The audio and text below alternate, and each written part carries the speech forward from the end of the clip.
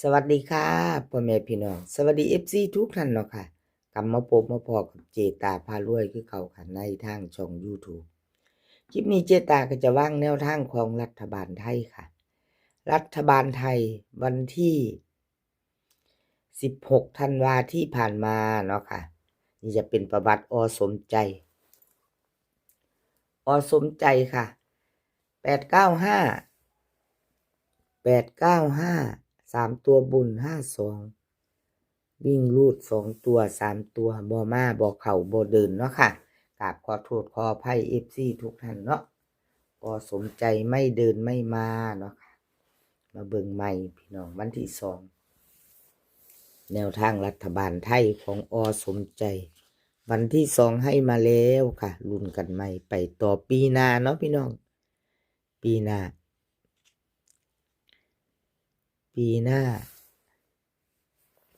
เดือนมกราวันที่2เดือน1268เนาะสมใจค่ะวิ่งรูดรัฐบาลไทยเพิ่นให้มา7กับ4ค่ะ7กับ4 2ตัว4หาง47 43 41 40 3ตัวค่ะ7407 7473 741วิ่งรูดเด่นเพิ่นให้ทอกันค่ะ7กับ4 2ตัวเน้น2หางค่ะ73กับ40 3ตัวเน้นหางเดียว740รัฐบาลไทยค่ะกราบขอบคุณสมใจที่ให้แนวทางมาว่างทางช่องเนาะค่ะกราบขอบพระคุณเป็นอย่างสูงใครจะตามก็แคปหน้าจอค่ะชอบก็จัดขัดก็ผ่านไปรุ่นกันใหม่มีเวลาหลายมืออยู่ค่ะเจตาลงให้ก่อนหลายมืออยู่หยิบจับลอตเตอรี่กันไว้เนาะค่ะพี่น้องกันชอบแนวทางของสมใจเอาไปพิจารณาเบิ่งค่ะแคปหน้าจอรัฐบาลไทยเนาะค่ะแคปหน้าจอแล้วไปต่อเลขทุกตัวเอามาวางเพื่อเป็นแนวทางค่ะโปรดใช้วิจารณญาณในการรับชมเป็นอย่างสูงเนาะค่ะคลิปนี้จะมี4เซียนดังเด้อค่ะ4เซียนดังสมใจดาพารวยลุงทรงปล่อยเป็ดค่ะรวมเซียนดังให้คลิปนี้4เซียนมาไปต่อค่ะ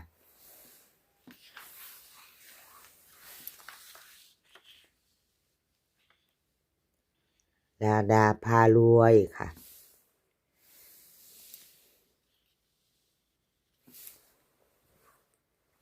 ดาพารวย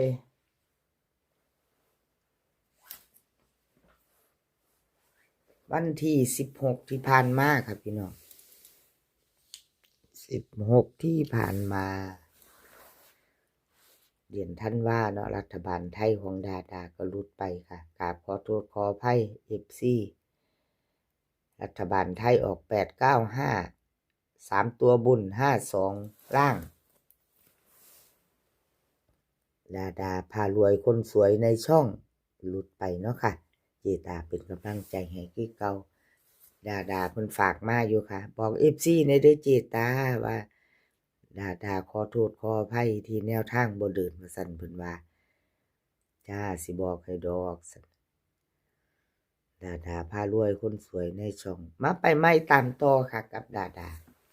ไปต่อกับดาพารวยเนาะค่ะคนสวยในช่อง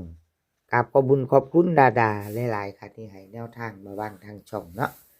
กราบขอบพระคุณเป็นอย่างสูงค่ะแนวทางใหม่ของเพิ่นค่ะรัฐบาลไทยวิ่งรูดเพิ่นให้8กับ9 2ตัว2หางเหมือนเดิมค่ะกลับให้พร้อม98 89 9009ค่ะ3ตัว2หาง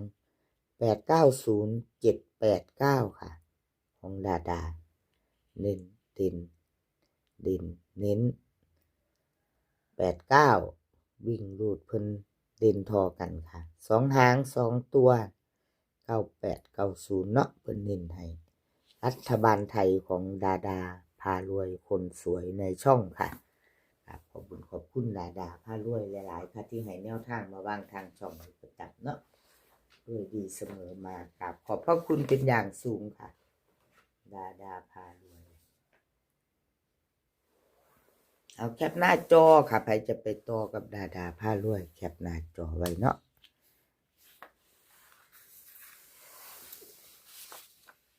ปอยเปตค่ะรัฐบาลไทยแนวทางของปอยเปตวันที่16ที่ผ่านมาค่ะ895 3ตัวบนรัฐบาลไทยออก52วิ่งล่างเนื้อพี่น้องคักบ่เป๊ะตัวเดียววิ่งล่าง5เข้าไป5ของปล่อยเป็ดแนวทางรัฐบาลไทยเพิ่นที่ผ่านมาเนาะค่ะเตรียมแคปหน้าจอค่ะไผจะไปต่อกับปล่อยเป็ดวันที่2เป็นปีหน้าเนาะเป็นปีหน้าวันที่12เตรียมแคปหน้าจอค่ะรัฐบาลไทยของปล่อยเป็ดครับขอบคุณปล่อยเป็ดหลายๆเด้อค่ะที่ให้แนวทางมาวางทางช่องครับขอบพระคุณเป็นอย่างสูงค่ะมาไปตามต่อตามไมFCปล่อยเป็ดเตรียมแคปหน้าจอซีเซียนดังค่ะในคลิปรัฐบาลไทยนี่ชอบของผู้ใดเตรียมแคปหน้าจอจัดของผู้นั้นเนาะค่ะไปรุ่นกันไม่ปีหน้าวันที่2รัฐบาลไทยวิ่งรูดค่ะปล่อยเป็ดเพิ่นให้มา3แล้วเพิ่นให้มา2ตัวเด้อ2หางค่ะพี่น้องน้อยๆเน้นๆเน้นๆเจาะ37กับ35ว่าจังไดพี่น้องแคปหน้าจอไว้ไปรุ่นกันพิจารณาชอบกระจัดขัดกระพันกับขอบคุณปล่อยเป็ดหลายๆเด้อค่ะที่ให้แนวทางมาวางทางช่องเนาะเพิ่นให้น้อยๆค่ะจัดไปรัฐบาลไทยของปล่อยเป็ด3735ค่ะวิ่งรูดก็3ตัวเดียวรัฐบาลไทย2หางค่ะปล่อยเป็ดตามต่อกับแคปหน้าจอค่ะหน้าจอไปต่อค่ะไปต่อเป็นของใครลุงทรงค่ะของลุงทรงรัฐบาลไทยของลุงส่งวันที่16ที่ผ่านมาเนาะค่ะ16ธันวาที่ผ่านมา85895ค่ะ9552เพิ่นเข้าไปวิ่งบนล่างหาเนาะค่ะ2ตัวหลุดกับขอโทษขออภัยเนาะ2หาหลุดแล้วหลุดเลยไปต่อไปใหม่กับลุงส่งวันที่2ปีใหม่ครับปีใหม่ปีหน้าวันที่2รัฐบาลไทยเนาะหลายมืออยู่มีเวลาหยิบจับลอตเตอรี่กันพิจารณาเอาชอบของผู้ใดจัดของผู้นั้นสีเสียนดังในคลิปนี้ค่ะ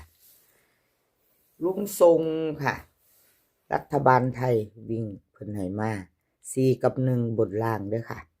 บนล่างเด่นค่ะเด่น40444546ล่อง10164814ค่ะ3ตัว3หาง640645 646วิ่งเด่นทอกันค่ะ4กับ1 2ตัว4หางค่ะ40444546ล่องค่ะ4หาง3ตัวเน้นทั้ง3หาง640645 646ค่ะแคปหน้าจอค่ะใครจะไปต่อกับลุงทรงครับขอบคุณลุงทรงหลายๆเด้อค่ะที่ให้แนวทางมาว่างทางช่องของเจตาตลอดมาเนาะค่ะครับขอบพระคุณเป็นอย่างสูงแคปหน้าจอค่ะไปต่อรัฐบาลไทยกับลุงทรงFCลุงทรงเนาะค่ะ รัฐบาลไทยคลิปนี้ขอให้พี่น้องโชคดีในวันที่2กับรัฐบาลไทยปีหน้าค่ะมื้อนี้ขอให้มีความสุขขอให้สุขภาพร่างกายแข็งแรงกันทุกคนเดินทางไปไสก็ขอให้ปลอดภัยค่ะเดินทางไปขอให้มีโชคกลับมาขอให้มีชัยคลิปหน้าพ้อกันใหม่คลิปนี้ก็สวัสดีค่ะ